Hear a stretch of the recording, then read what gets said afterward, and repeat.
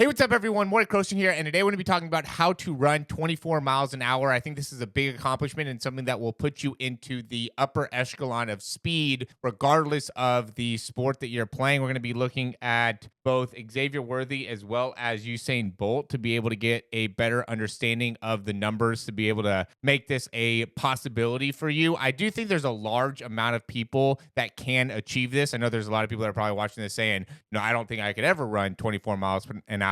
And, hopefully this guy can give me some insight into running 21 or 22. And that's kind of the idea of this, is not necessarily to get everybody that watches this video to run 24 miles an hour, but to give you a better understanding of how to be able to get there. So then you can start to take a step back and get a better understanding of where you are, how to make improvements, what you should be looking for in order to make those improvements and make it so that you could apply it and see continual progress. For people that are looking to run 24 miles an hour, then this will definitely be beneficial for you, because we're going to get specific into what could be holding you back there. But for a lot of people, again, it's going to be very insightful to be able to see how fast some of these guys are, what they're doing, and how you can apply it to your own sprinting. So we'll go ahead and hop right into it. We're going to start off with Xavier Worthy here. And this is when he ran that 4.22 or 4.21. It got moved down to 4.21. And it just worked out perfectly because he landed on the 30. And I have this timestamp here already set up for the times. And essentially what you want to be able to do here, we can see as soon as his foot hits the ground, boom, is when this is at 0. And you can see he's not quite off there, but he is off at, I just put at 0.1 second. Okay. And then he was able to get back down in 0.43. So it's about a 0.33 turnover rate. And he ended up running the whole thing and to me about 0.83. So if you go one more frame when his body crosses, now we're at 23.7. So it's right kind of in that general lane. And the reason I liked Xavier Worthy is because when you break it down, he basically has 0.1 foot contact time and 0.33 swing phase on both sides. He was a little bit longer on his left foot on one of the steps. So essentially what he ended up doing was 0.1 and 0.33 for 2 steps on the right, for 2 steps on the left. When you add that together, that equals 0.86, right? So if we go 0.43 and you say, plus 2, because he had 2 steps on each, he took 4 steps altogether, right? So he's at his second step here. I'll slow down a little bit. I know some of you guys might be kind of catching up here with the information, but he landed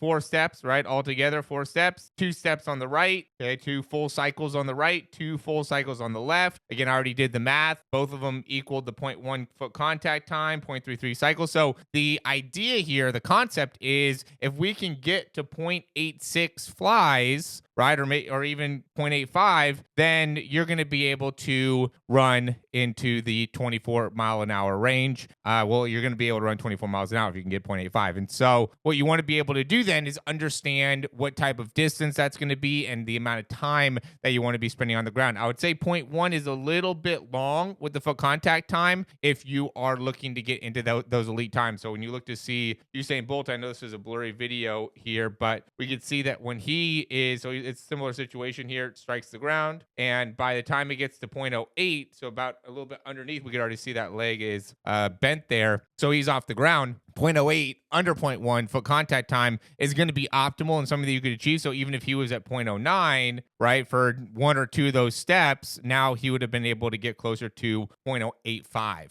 So I think the amount of time he's spending off the ground, that 0.33, is a good number to be at, but being able to get closer to the 0.08 foot contact time would be how you'd want to improve. So similar situation here. So we're looking at this with Usain Bolt, 0.81 with the 10-meter split. So when we take that and put that into the calculator, we got 27.6 miles an hour. So significantly faster. And what he's doing is a combination of, one, very fast foot contact time, 0.08, but then he also, as he's striking the ground, it's a little bit longer, so 0.44. So he actually spent more time with his foot off the ground, closer to 0.36. He's taller. That's going to be normal, but has a quicker foot contact time. But what he was able to do is 10 meters is a little bit longer than 10 yards. And he actually covered 10 meters in under 4 steps. And so he got to, altogether, ended up being 0.52 is what I put on the right leg or on the cycle leg, and then the other leg just because of how much time, it said. So it was 0.44 with the foot contact time, 0.08 plus the leg cycle, 0.36, 0.44. And then I had another foot contact time, another 0.08. It all together equaled 0.52. And then the other side, we had a zero point 0.1 and 0.44 leg cycle. So the left side a little bit longer with the foot on the ground. So altogether, that was about 0.46 seconds. I added those together, 0.92, added that to this, which would make it 1.44, which is an average of closer to 0.72 seconds. Obviously, that is going to be faster than the 0.81 10-meter split, right? But that gives you an idea of how fast those legs need to be going. So essentially what it ends up being is if you want to run a 0.85 or a 0.86, which is going to be close to 23 miles an hour. Again, 0.86 was 23.7. When you get to 0.85, now you're at the 24-mile-an-hour range. Okay, so you need to be able to go 4-step in 0.85 the whole leg cycle on both sides, right? So the closer you can get to these numbers, which again, you want to be able to have a smaller foot contact time probably, or you can cover more distance. So that's what he did, is he covered more distance. For a lot of people, you're going to have to be taller to be able to do that. So it's kind of unrealistic. Xavier Worthy's only 5'11", so he was able to go, again, 4-step, 10 yards. That's not easy. So what do we want to be able to do? How do we accomplish this is going to be the next thing. So first, I think it's important to understand the mechanics that are going to help you get there, or some of the numbers that are going to help you get there. Some things that really stand out from the mechanic perspective is being able to have plenty of hip extension, right? Plenty of length, plenty of height on the backside. I see so many people that have the issue that when their foot comes off the ground, they just don't get very much height with the foot. They don't get that toe to be facing back. We also want to be able to get plenty of height within the foot as we're going into the front side mechanics. So we got to be able to work on some of those drills that will make it so you can better understand how to strike the ground. You have to be able to generate large amount of ground force into the ground in order to run this type of speed. I also asked ChatGPT some things about strength, some things about power in order to make it so you can run these speeds. So what I did was strength was just like the squat. Said about 2 to 2.5 times body weight is going to be what you need to be able to run 24 miles an hour. Okay, when I go into power, vertical jump, said about 35-inch vertical jump. Okay, and then I also did power clean because I think that the power clean is a good combination of both strength and power. And so when you do both of them, or when you do the power clean, it's about 1.5 times body weight. Okay, so 35-inch vertical jump, 1.5 times body weight power clean, and then a 2 to 2.5 times body weight squat is going to be what ChatGPT recommends for you in terms of strength, in terms of power. We talked a little bit about the mechanics that are going to help you in being able to run 24 miles an hour. And then also you should have a better understanding after watching this video, some of the numbers that you want to be able to see. I use ONFORM for like what I'm doing here to be able to look and see the very specific numbers in the run. I think if you download the app ONFORM, I'll have a link down in the description below. They don't pay me anything to do that. I just want to be able to help you guys out, or just type in any type of, like timing app. You want to be able to at least get into the hundredths. This one goes into the thousandth, which I really appreciate to be able to do my breakdowns and really get specific into what people need to improve on within their own running form. You got to be able to get some video of yourself running so then you can get a better understanding of if it's foot contact time, if it is your turnover, or if it is ground force, right? So ground force, you'd want to get a lot more into the strength. Okay, there could be some front side mechanics that could be impacting the ground force. There could be balance. Most of it's going to end up being strength. Most of it's going to end up being power. Same thing with foot contact time. I do think that ends up being a lot about what type of power are you able to generate, and how well are you able to just control your body. And even from a timing perspective, I think that ends up being important. Your foot contact time, the more often you're doing like sprint drills and you're really trying to rebound off the ground nice and quickly and understanding how to be able to do that more effectively, that's going to lead to improved improved foot contact times. And the more you could be on the front part of your foot as you're landing, I think that's going to be important. The better you're able to absorb through the foot strike. You want to look at yourself as you're running, and I would get a view from the side as well as a view from the back to be able to see how they're absorbing into the ground. So you could see a lot about an athlete when you get that back view and can see what their legs are doing. Okay, there's a lot of people that will be crossing over the legs, which is going to impact the distance, but there's also a lot of people that as they land or as the foot is striking the ground, you just see a lot about how they're absorbing the force and how there is wasted force being generated into the ground because of something that's happening within the foot. I've made a lot of videos about this in the past. If you're not watching yourself as you're going through and running, for you to understand what you need to work on, because I think it's important to understand when you are training that you are getting very specific into what it is that you're working on. You're either working on foot contact. If you want to get faster, you're either working on foot contact, you're working on turnover, you're working on ground force,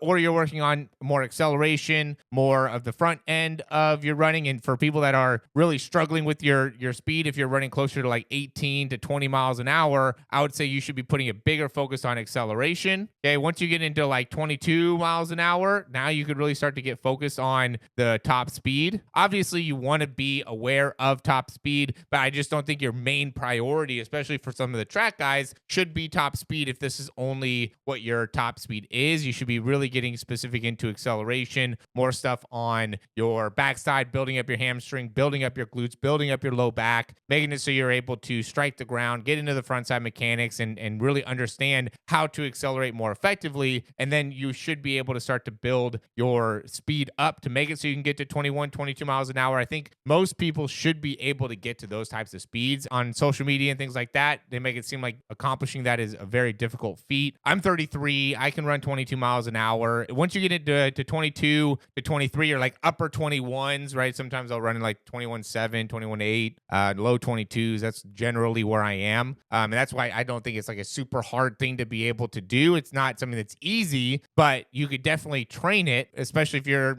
18, 19, 20 years old. Then again, it's just about how specific you're going to get into your technique and what you're doing within your foot contact, your turnover, your ground force to make it so then you can address the particular issue. So if your turnover is too long, right? If you're taking 0.38 seconds with your foot off the ground, or you're just not picking up very much distance, right? You're doing 5 steps in 10 yards, let's say, and it has to do with spending too much in your backside. Most people that are struggling with speed have too long backside mechanics, not long enough front side mechanics. Therefore, they can't generate enough force in the ground. So then you have to really look at your turnover. You have to correct your turnover. That's going to be strength. That's going to be how fast or how well are you able to get to certain ranges, really get specific, take the time, similar to, if you go to a mechanic. I just talked about this the other day where it's like you go to a mechanic, and if the mechanic doesn't look under the hood, if the mechanic doesn't look to see what's going on, then it's impossible for them to tell you what needs to improve, what you needs to fix, right? You never start the car, you never do anything. You just call a mechanic and say, hey, how do I fix my car, right? That's what some of you guys are doing when you go online and say, hey, how do I run faster? If you're just looking online to say, look at random YouTube videos to see how you can run faster, reading random articles about how you can run faster. If you don't go underneath the hood to really see what's going on, right? Why the car's not starting, why it's making a weird noise, why it doesn't turn or doesn't stay straight, whatever the case may be, why that's happening is going to give a great indicator for where to start, what to start to work on in order to improve the speed, right? And so you want to get a good understanding of what is the problem, so then you can say what is the solution. Some of you guys might be doing a lot of strength work when strength isn't the issue. Some of you guys might be working a ton of plyometrics where plyometrics isn't the issue. So first identify what the problem is, so now you know what it is to improve. As always, guys, thanks for watching. I think this information is very clear and very concise and can give you the next steps when it comes to being able to run 24 miles an hour. If you like the information, click that thumbs up. That really helps us out a ton. Subscribe to the channel if you guys want to get more videos just like this. And we also have some great recommended videos here as well.